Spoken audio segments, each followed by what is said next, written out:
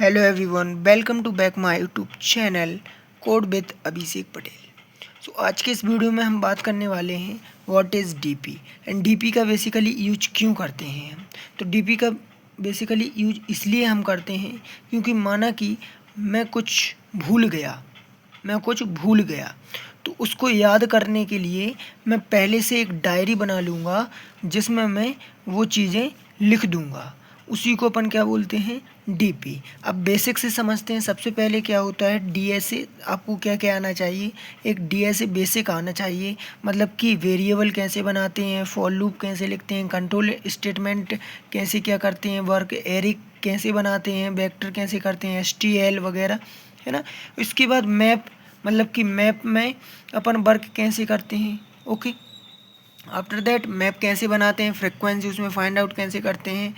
And 3 आना होता है रिकर्जन। रिकर्जन आपको मोस्ट इम्पोर्टेंट है। Without recursion you can do not perform a DP.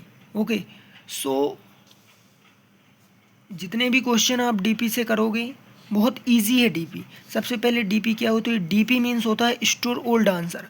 जैसे कि मैंने कहा कि एक एग्जांपल से समझते हैं। एक बंदा मेरे पास आया, क्या, एक बंदा आया मेरे पास 1 + 2 + 3, मतलब कि 5 का सम निकाल दीजिए भैया। 1 + 2 + 4 + 5, 1 + 2 + 3 + 4 + 5, इसका सम कितना होता है, 15 होता है। कितना होता है, 15 होता है।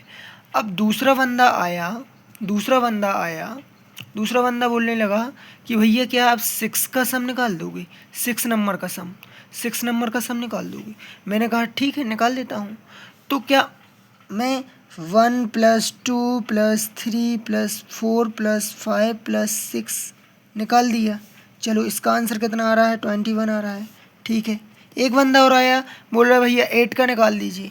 मैंने फिर से किया 1 + 2 + 3 + 4 + 5 + 6 + 7 + 8। ऐसे में तो मुझे बहुत टाइम लगेगा। किसी ने कहा कि 100 का सम निकाल दीजिए। यहाँ पर समझिए कि माना कि 100 का सम निकाल दीजिए तो बहुत टाइम लगेगा। 100 का सम निकालना है, 100 नंबर का सम। तो इसके लिए मतलब कि स्लो चल रहा है ना, वो टाइम लग रहा है, टाइम कंज्यूम।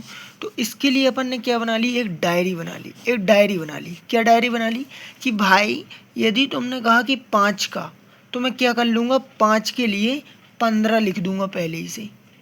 तुमने कहा 6 का, तो मुझे 5 का तो ऑलरेडी पता है, तो 5 का जो जितना सम होगा और उसमें 6 को ऐड कर दूंगा। मतलब 5 का सम रिटर्न कितना करेगा, 15 + 6, मतलब कि 21।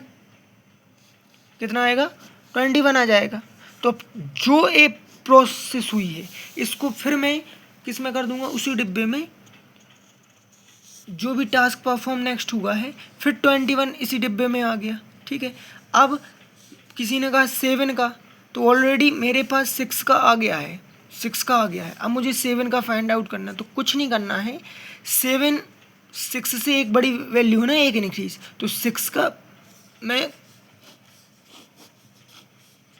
इसमें देखूंगा, इस डिब्बे में देखूंगा। अभी डिब्बा समझो आप, अभी कुछ मत समझो कि ये क्या है। एक प्रकार का एक बॉक्स है, इस बॉक्स में समझो कि 6 की वैल्यू है क्या, हाँ यार है। कितना आ रहा है, 21 आ रहा है सम। और उसमें बस जो वैल्यू है n, उसको बस सम कर दो, मतलब कि 7 को ऐड कर दो, तो आंसर कितना आएगा, 28 आएगा। अब जो ये अपन ने परफॉर्म किया है इसको भी अपन इसी में क्या कर देंगे, स्टोर कर देंगे, इसी बॉक्स में स्टोर कर देंगे कि नेक्स्ट वाली जो वैल्यू आए उसको अपन को फिर से ऐड ना करने पड़े 1 + 2 + 3 + 4 + 5, कि डायरेक्ट अपन इसमें देखेंगे कि हाँ है तो यहीं से यूज कर लो। तो इस काम के लिए जो अपन कहते हैं, इस बॉक्स की जो प्रोसीजर होती है इसको कहते हैं मेमोआइजेशन। क्या कहते हैं, मेमोआइजेशन। एक ऐसी टेक्निक जिसमें अपन क्या कर देते हैं, स्टोर कर देते हैं वैल्यू को, एंड उनको बार बार यूज कर सकते हैं, मतलब कि रिपीट कर सकते हैं। यदि जो अगेन वैल्यू आ रही हैं तो अपन डायरेक्ट अपन यहाँ से वैल्यू उठा के इसमें क्या कर देंगे, यूज कर देंगे। ठीक है, अब बात समझते हैं यहाँ से क्या लिखा है। It is mainly used when same problem repeats DP. देखो सेम प्रॉब्लम रिपीट्स हो रही हैं। अब देखो मैंने क्या कहा था, 5 हो गया। अब 6 के लिए थोड़ी मैं 5 तक का सम तो मैं ऑलरेडी निकाल चुका था, तो मैं फिर से क्यों लिख रहा हूँ 1 + 2 + 3 + 4 + 5, तो ऑलरेडी 5 का निकाल चुका हूँ, तो मैं इसको बॉक्स में रख दूंगा। बॉक्स आना मेमोराइजेशन, ठीक है, एक अलग से एरे बना के उसमें मैं सब पूरा डाल दूंगा और वहीं से फिर मैं डेटा देखता रहूँगा कि क्या ये 5 वाला सम है। हाँ है भाई, तो कुछ ना करो, उसी में 6 को ऐड कर दो, तो 21 आ जाएगा, मुझे इतना वर्क नहीं करना पड़ेगा। ठीक है, तो it is mainly used when same problem repeats, overlapping calculation problem. ठीक है, अब जैसे कि एग्जाम्पल समझो फिबोनाची सीरीज। फिबोनाची सीरीज क्या होती है, जैसे कि आपका 0 है, फिर 1 है, फिर 1 ऐड हो गया 0, फिर 0 में 1 ऐड हुआ तो 1 आ गया, पहले ए और बी था।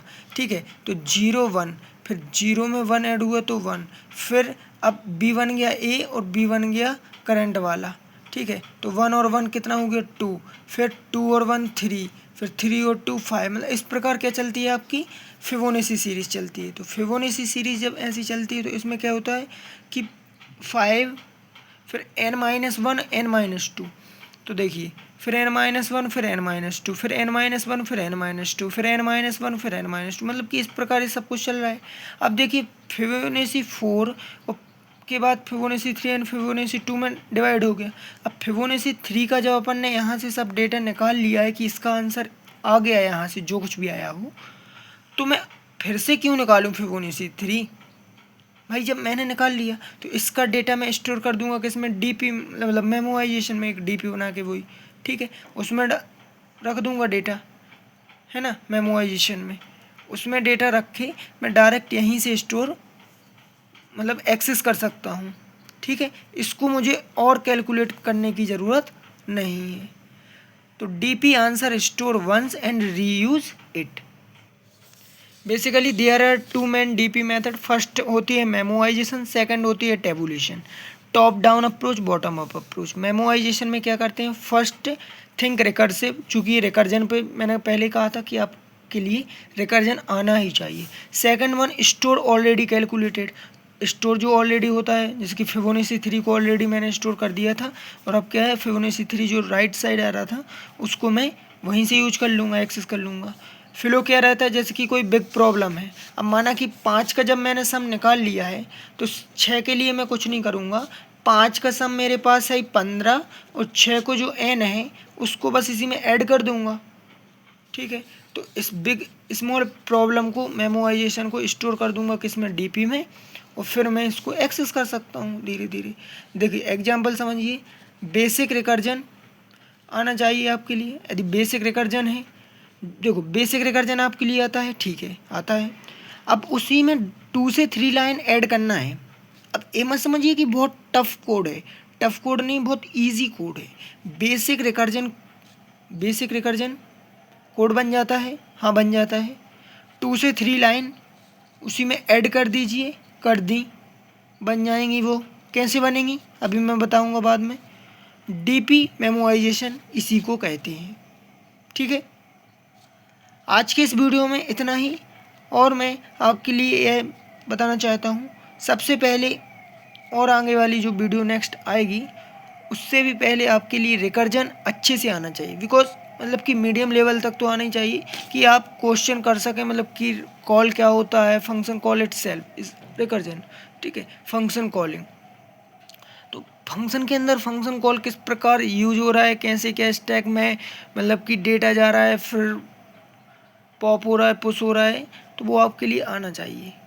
यह वीडियो आपके लिए कैसी लगी प्लीज़ कमेंट कीजिए, लाइक कीजिए, सब्सक्राइब कीजिए, क्योंकि लाइक सब्सक्राइब जब बढ़ते हैं तो थोड़ा मोटिवेशन इम्प्रूव होता है एंड वीडियो बनाने का भी मन होता है। Thank you.